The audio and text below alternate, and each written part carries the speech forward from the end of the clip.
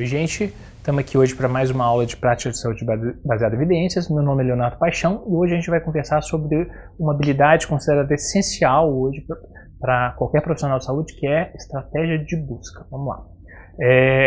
Para a gente poder organizar essa aula, a gente precisa ter em mente o nosso objetivo, que é como encontrar uma resposta boa, e para isso a pergunta tem que ser bem feita. Uma resposta boa é aquela que a gente confia nela, a gente consegue ela num tempo rápido, né? Isso é ser eficiente. E para a gente ser eficiente é importante que a gente sistematize os nossos processos, então a nossa estratégia de busca vai ser sistematizada em 3 passos. Primeiro, fazer uma boa pergunta. Segundo, saber o que procurar. E por fim, saber como que a gente vai encontrar. Esse primeiro passo de fazer uma boa pergunta, ele já não é segredo para vocês, que basicamente vai organizar a nossa pergunta no formato PICO: paciente, intervenção, comparação, desfecho. Lembrando que quando é exposição, a gente chama de PECO, né?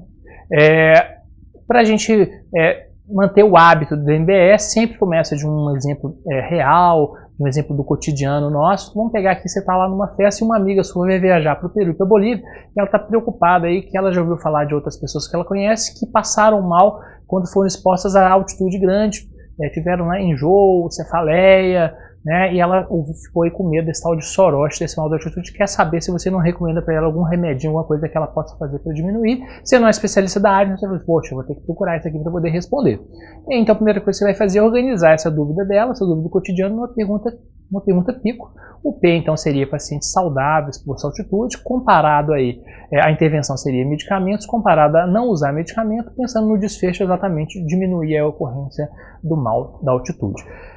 Depois de uma procurada superficial em algumas outras fontes, você acaba descobrindo um pouco mais sobre o mal da altitude, e aí você consegue fazer uma pergunta clínica melhor, uma pergunta clínica mais qualificada. Ela ficaria mais ou menos assim: pacientes em risco de desenvolver mal da altitude, o uso de medicamentos, o uso de acetazolamida, o uso de corticoides, dexametasona, comparado a medidas não farmacológicas, a medidas comportamentais, como por exemplo aclimatação, uma hidratação apropriada, evitar consumo de álcool, se elas iam diminuir a ocorrência de sintomas indesejados, né? E principalmente se isso é seguro. Afinal de contas, a gente está propondo usar medicamentos, todos eles têm efeito colateral, a gente quer saber se a gente não vai estar trocando 6 por meia dúzia. Organizar essas perguntas são importantes porque o número de componentes aí do PICO que a gente for colocar vai trazer para a gente uma maior ou uma menor, uma estratégia mais ou menos sensível. Aqui fica mais claro, né? Se a gente colocar, por exemplo, só o P e o I, a gente vai ter uma estratégia mais sensível. Agora, à medida que a gente vai acrescentando a comparação de desfecho, a estratégia vai ficando mais condensada, os resultados vão ficando mais específicos. Isso pode ter vantagem, mas em outras situações também podem ter desvantagens, porque a gente pode perder alguns estudos que poderiam ser relevantes para a gente. Feito o primeiro passo de estudar a pergunta, vem o segundo, que é o que queremos encontrar. E tudo que a gente sabe, que a gente quer, a gente tem uma noção do que quer encontrar, é mais fácil a gente achar no final das contas. E nós estamos falando aqui de pirâmide, estamos falando da pirâmide de evidências. Essa pirâmide aqui, ela simboliza, ela mostra para a gente o tanto que a gente confia no que a gente encontra. No topo da pirâmide estão as evidências mais confiáveis e na base as menos confiáveis. Então a gente já quer buscar os mais confiáveis, como por exemplo as meta-análises e os estudos randomizados duplos cegos, né, os famosos RCTs aí. Agora, melhor ainda que, além de ser confiáveis, se esses estudos já foram pré-analisados, já foram sintetizados e na mesma fonte tiver mais de perguntas e dúvidas correlacionadas, a gente realmente vai estar diante de encontrar coisas mais úteis. E existe isso, a gente tem aí, o Rennes propôs essa pirâmide de fontes de evidências que começam lá nos sistemas, passando pelos sumários, indo pelas sinopses, chegando nos estudos originais. Na prática mesmo, 4 S interessam para a gente: os sumários, as sínteses, os estudos, né, que em inglês começa com S, e as sinopses, que podem ser tanto sinopses de síntese quanto sinopses de estudos. Vamos falar um pouquinho sobre cada um deles. Começando com o mais útil, o mais utilizado, que são os sumários. Os sumários, então, eles mostram para a gente a melhor evidência, eles trazem todas as informações relevantes de um tópico e informações correlacionadas. Então ele aborda, na verdade, uma série de perguntas PICO sobre um determinado assunto. Os exemplos mais famosos são as diretrizes, os guidelines, que todo mundo usa, todo mundo conhece. Esses são exemplos de sumários, a gente usa tanto justamente porque é muito útil, porque eles trazem aí essas informações numa única fonte. Outro ponto de sumários cada vez mais utilizados, talvez os mais importantes de hoje, são os sumários point of care. O UpToDate, o Dynamed, o Best Practice formam aí a tríade dos mais utilizados. E outra coisa que a gente pode fazer é usar os nossos bancos de dados tradicionais e usando o filtro a gente pode procurar os sumários neles. Aqui então um exemplo no PubMed, a gente vai lá, vai fazer isso. A gente vai colocar a nossa população ali, pacientes expostos à altitude, né, mal da altitude ou mal da montanha, e vamos usar um filtro que vai ser aí o filtro de diretriz clínica. A gente pega esse filtro e, fazendo essa combinação, a gente vai encontrar, em vez de encontrar centenas de artigos com maior ou menor utilidade, a gente vai ter um filtro de coisas mais confiáveis. Aqui dos 4 a gente selecionou um para mostrar, esse aqui mostra uma diretriz aí de 98 que aborda o assunto e foi atualizado em 2014. Então, com isso a gente já poderia dar uma orientação para nossa amiga, a gente poderia, por exemplo, falar com ela, ó, tanto a dexametasona quanto a cetosamida são bons, são eficazes, mas a dexametasona está relacionada a efeitos colaterais um pouco mais indesejáveis, um pouco mais graves. Então, para profilaxia, se você não estiver passando mal, parece que a cetozalamida seria a melhor escolha, e mostrando ali, sumarizando isso ali com um nível de evidência que no caso A1, ou seja, mais confiável. O UpToDate vai fazer isso de forma muito semelhante, ele vai trazer uma série de capítulos que vão abordar os problemas nos seus diversos espectros, ou seja, vão responder perguntas pico diferentes e vão trazer também informações básicas, talvez por isso as pessoas gostem tanto, porque num único lugar a gente encontra informações para responder perguntas básicas, por exemplo, o que é a mal da altitude, quais são os fatores de riscos, os espectros diferentes da doença, né, se é desde sintomas mais leves até edema cerebral, passando aí também pelo impacto das intervenções, como por exemplo a dexametasona e da cetozalamida. Então está aí a grande vantagem do UpToDate. Mas igualmente legal é o Dynamed, inclusive por estar disponível hoje no portal de periódicos do Ministério, e ele, além dele estar disponível, se estiver disponível fosse ruim a gente não ia querer, né? Mas ele está disponível, ele é muito bacana, especialmente ele é muito objetivo, ele traz informações muito transparentes e você tem que tomar a decisão com essas informações. Aqui, por exemplo, a gente vê falando da cetozalamida e ele vai listando para cada dose de 250, 500, 750 um impacto diferente que vai crescendo com o aumento da dose, ou seja, doses mais altas são mais eficientes, com eficiência muito grande. A gente vê ali o resuminho, o NNT de 3 para a dose de 750 mg. E no final dessa referência, no final desse parágrafo, ele traz ali a referência e uma meta-análise da BMJ. E a gente falando de meta-análise, logo a gente fala de síntese. A síntese, então, parece um pouco com os sumários, que basicamente é o seguinte, a melhor evidência disponível, só que em vez de ser de várias perguntas picos, é de uma única pergunta pico. Ele diz respeito mais a uma condição e menos respeito a um tópico completo, né? Mas no mais ele é parecido à evidência confiável e pré-processada aí também. E lógico, quando a gente fala de meta-análise, a gente está falando da Cochrane, né? Que é uma fonte que a gente vai usar bastante. Então da Cochrane a gente já confia mais. Então diante de uma síntese, sempre interessante procurar esse nosso duplo C aí da Cochrane.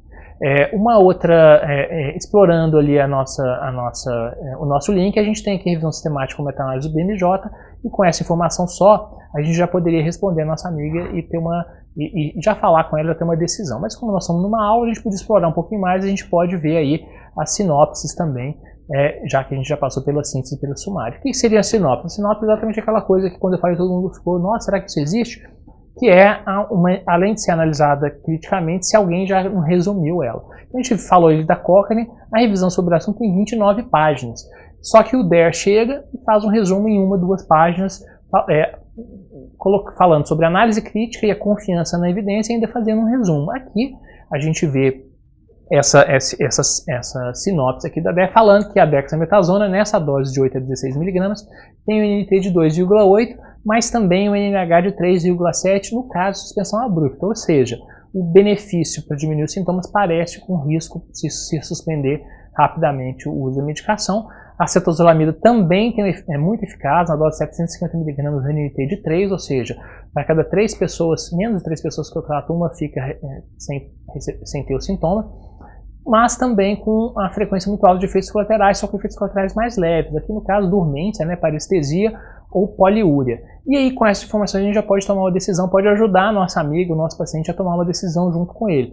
Num ambiente em que ele vai ter, por exemplo, bastante dificuldade para o banheiro, usar a cetozalamida, que é um diurético, pode trazer mais problemas que benefícios. Em outras situações pode ser uma coisa que seja interessante. E aí, com essas informações, a gente ajuda a tomar uma decisão. Aqui, só para ilustrar um exemplo de um outro recurso, esse site aqui, o site UNNT, ele é o protótipo da síntese. Só no cabeçalho ali tem todas as informações que a gente precisa. A gente vê em verdinho e do lado o símbolo de um sinal, fazendo analogia exatamente com o trânsito, né? Verde siga, amarelo tem atenção e vermelho não faça, né? Nesse exemplo verdinho, quer dizer, vamos fazer, a gente vê o exemplo de antipertensivos usando por 5 anos para prevenir morte, né, ataques cardíacos e AVCs, mostrando um impacto de 125. Então, ou seja, num pedaço muito curtinho, muito pequeno, a gente já tem uma noção sobre aquela determinada intervenção. É um recurso bem legal para a gente saber. E os estudos originais, onde eles entram? Como já diz o Haynes, eles só entram se tudo mais falhar, porque a gente não quer perder tempo se alguém já processou, se alguém já resumiu, se alguém já fez análise crítica para a gente, e essa análise é confiável, a gente vai usar. Então a gente só vai usar os estudos originais realmente se a gente não conseguir usar uma fonte pré-analisada. Por fim, a gente falou então sobre fazer uma boa pergunta, saber o que procurar e saber agora como encontrar. Quando a gente fala de busca, a gente sempre pensa no Google, né? Google é o olho de Tandera, né? Assim, a visão além do alcance. O problema é que ele vê até demais. E quando a gente vê coisa demais, entre as coisas boas vem as coisas ruins. E separar o joio do trigo nem sempre é fácil, né? Mas será que... Por que o Google é tão bom? Porque ele procura em tudo que é lugar ao mesmo tempo. Será que não tem bases de dados médicas aí, de saúde, que também fazem a mesma coisa? Tem sim, são os famosos aí metabuscadores ou buscadores federados. Eles procuram uma federação de banco de dados. 3 merecem destaques aqui, vamos falar um pouquinho sobre eles. O Access, vocês estão reconhecendo essa pirâmide, é a mesma do Haynes, que hierarquiza em fonte de evidência. O que ele tem de bacana? Ao você procurar lá, a gente aqui no exemplo procurando nova altitude, a gente vai encontrar os achados hierarquizados pela fonte de evidência. Então vai começar com sumário, depois vai passar para sinopses, depois vai para síntese, depois vai passar pelos estudos originais. Então a gente consegue hierarquizar e pegar de cara o que tiver mais no topo da pirâmide. Então o Access é um banco de dados muito bacana para a gente estar utilizando. E lógico, ele está ligado à McMaster, que é a terra do Haynes, né, quem propôs o esquema, então a gente pode relembrar lá o 6S sempre clicando na pirâmidezinha. O outro recurso bacana é o Trip Database. O primeiro metabuscador mais utilizado foi o Trip, e ele tem utilidades bastante semelhantes aqui em relação ao Access, com uma coisa interessante que é a possibilidade de procurar já no formato Pico. Então a gente organizou a pergunta aqui, a gente já organiza procurando. E os achados, eles vão vir num resultado bastante semelhante aí com o do Access, ou seja, hierarquizado pela pirâmide de evidência que fica aí na coluna lateral. A gente vai ver que está hierarquizado aí em revisão sistemática, em meta-análise, em guidelines, e a gente pode escolher de cara o que tiver mais no topo da pirâmide, economizando nosso tempo. E o terceiro, e não menos importante, muito interessante, mais recente, menos conhecido, Epistemônicos. Ele é uma base de dados chileno, mas ele é multilinguagem. Ele tem 9 línguas nele, entre elas o português. Então a gente vai fazer a busca lá, pode até fazer a procura em português, o que vai ajudar demais. Ele tem uma vantagem adicional. Ele é um sistema de busca dele, o motor de busca dele é muito bom. Ele é um motor que parece com o Google mesmo, então você não precisa conhecer muito bem a sintaxe tradicional de busca para usar. Você pode escrever mais ou menos como você fala, medicamentos para mal da altitude. Então ele é um buscador cada vez mais utilizado. Nós brasileiros devemos usar bastante ele, né? Além da facilidade da língua, tem essa facilidade de como buscar. E ele tem outra coisa bacana, que ele é muito focado em permitir que a gente compare meta-análises, e ele permite fazer isso com esse recurso que é o matriz. Ele compara as diferentes meta-análises entre si e a gente consegue falar, opa, essa aqui tem mais estudos, essa aqui tem menos. Olha, as meta-análises compartilham praticamente os mesmos estudos, então elas devem falar mais ou menos a mesma coisa. Então ele é muito útil para esse tipo de comparação. Então a gente falou muito de como buscar evidência, mas hoje nós estamos numa época em que é importante também ser encontrado por elas. E aí entra o último tópico, que é os serviços de alerta. 3 são bem importantes, bem utilizados. O Evidence Update, do grupo BMJ, o Access, que é esse que a gente já viu bastante também, além de ser um serviço de procura, é um serviço de busca, e o Journal Watch, que foi um dos primeiros aí, junto com o do grupo BMJ. Aqui o exemplo do Evidence Update, a gente define ao fazer o nosso perfil lá, qual que é a sua especialidade, qual o nível de relevância e de novidade que você quer usar como filtro. Se você colocar o filtro lá embaixo, vai chegar muita coisa. Se você colocar mais alto, vai chegar só as coisas mais relevantes. E com isso você recebe aí no seu e-mail informações mais relevantes da sua área e depois vai poder ler o resumo e ver aquilo que merece ser lido na íntegra e não vai deixar coisas importantes passarem, né? Então essa é uma outra coisa importante. Com isso, então, a gente conclui os nossos passos, né? A gente reviu hoje é importante para buscar saber fazer uma boa pergunta, saber o que procurar, ou seja, procurar evidências confiáveis nas fontes apropriadas e usar recursos cada vez mais disponíveis hoje, como os metabuscadores e os serviços de alerta, né? Com isso, então, a gente conclui muita informação, né? Foi muita informação. Então, para facilitar um pouco, vocês podem entrar lá no site do maisevidências.net.com.br e lá na parte de links a gente vai ver vários desses recursos que a gente discutiu hoje lá disponibilizados. Não precisa guardar, não precisa decorar, não. Clica lá e vocês vão procurar um pouquinho.